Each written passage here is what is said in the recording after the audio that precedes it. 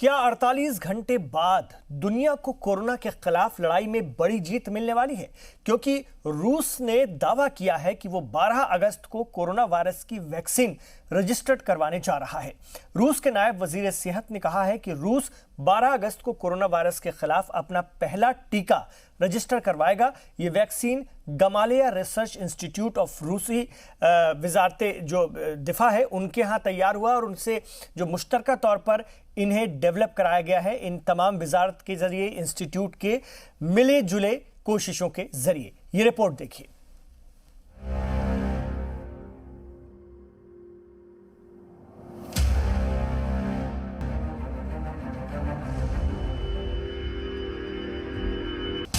रूस कोरोना की वैक्सीन बनाने में कामयाब।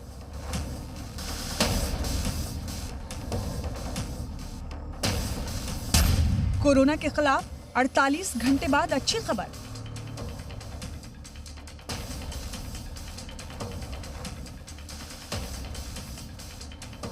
ऐसे वक्त में जब पूरी दुनिया अभी भी कोरोना वबा के खिलाफ अपनी सबसे मुश्किल जंग लड़ रही है,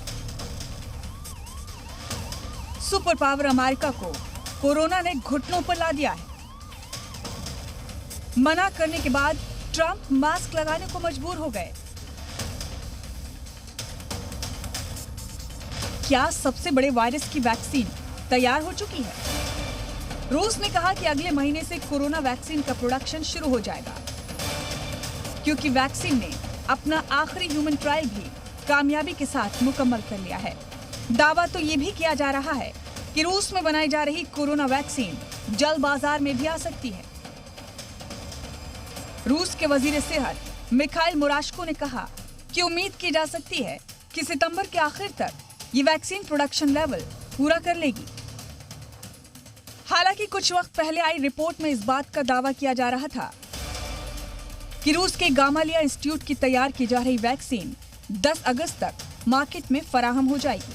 रूस के मॉस्को में वाक़े गामालिया इंस्टीट्यूट के साइंसदान जो इस वैक्सीन को तैयार कर रहे हैं, उनका कहना है कि वैक्सीन का प्रोडक्शन होने के बाद सबसे पहले हेल्थ डिपार्टमेंट के फ्रंटलाइन हेल्थ वर्कर्स को ये वैक्सीन दी जा सकती है, क्योंकि वो अभी तक प्रायोरिटी में हैं और उन्हें आगे भी इन्फेक्टेड लोगों के बीच काम करना है और वैक्सीन लगानी है। लेकिन आपको याद रखना होगा कि जब तक वैक्सीन नहीं आ जाती, कोरोना के खिलाफ 2 गज की दूरी का मंत्र ही सबसे कारगर है।